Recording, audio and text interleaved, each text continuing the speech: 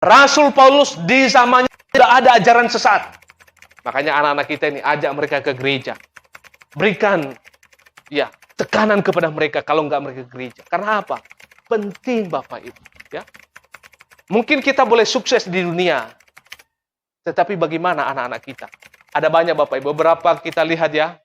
Mereka enak sekali mau pindah-pindah. Mungkin karena faktor apa kita tidak tahu. Mungkin faktor bisnis. Supaya tetap eksis. Supaya terjaga keamanannya. Yo, pindah iman. Tetapi penghakiman yang akan menunggu mereka.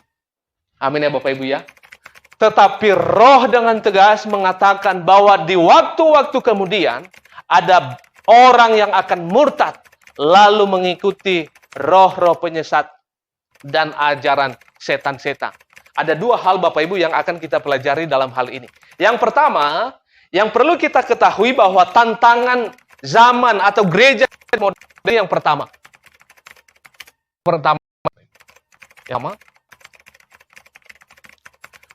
Kudus sudah membuktikan bahwa orang akan menyangkamanya kepada Yesus. Bapak Paulus menulis ini siapa disebut di sana? Timotius. Dan itu diajarkan di gereja di Efesus. Rasul Paulus di zamannya tidak ada ajaran sesat.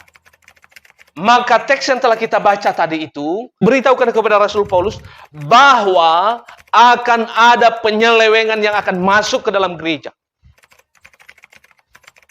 Makanya dikatakan di sini, Roh Kudus memberitahukan sejak awal bahwa ada orang-orang yang akan menyangkal imannya kepada Yesus. Masih relevankah? Apakah ada orang-orang yang menyangkal imannya Bapak Ibu? Bapak Ibu sudah dengar berita yang viral sekarang ini? Yang suka menghujat kekristenan? Dengar kabar sudah dipanggil Tuhan. Dengar kabar itu Bapak Ibu?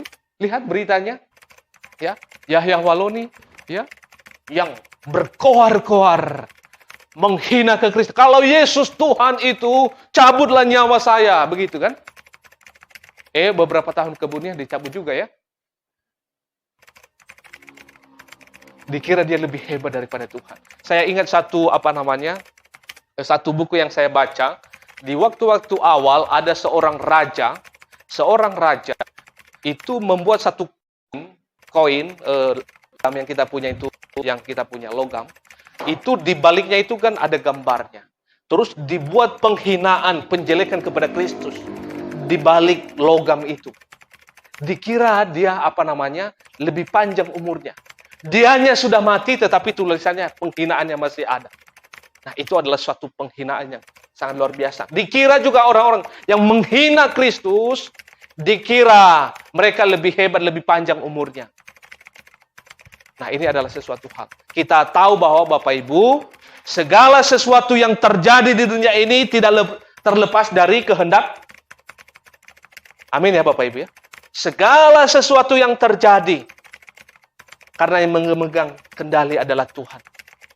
Maka oleh karena itu, mari kita sungguh-sungguh ya, kembali kepada Tuhan. Karena apa? Firman Tuhan berkata bahwa Roh Kudus sudah memberitahukan sejak awal bahwa ada orang-orang yang akan menyangkal imannya. Ada banyak Bapak Ibu, beberapa kita lihat ya, mereka enak sekali mau pindah-pindah. Mungkin karena faktor apa kita tidak tahu. Mungkin faktor bisnis, supaya tetap eksis, supaya terjaga keamanannya. Yo, pindah iman. Tetapi penghakiman yang akan menunggu mereka. Amin ya Bapak Ibu ya. Makanya anak-anak kita ini ajak mereka ke gereja. Berikan tekanan kepada mereka kalau nggak mereka ke gereja. Karena apa? Penting Bapak Ibu ya. Mungkin kita boleh sukses di dunia. Tetapi bagaimana anak-anak kita?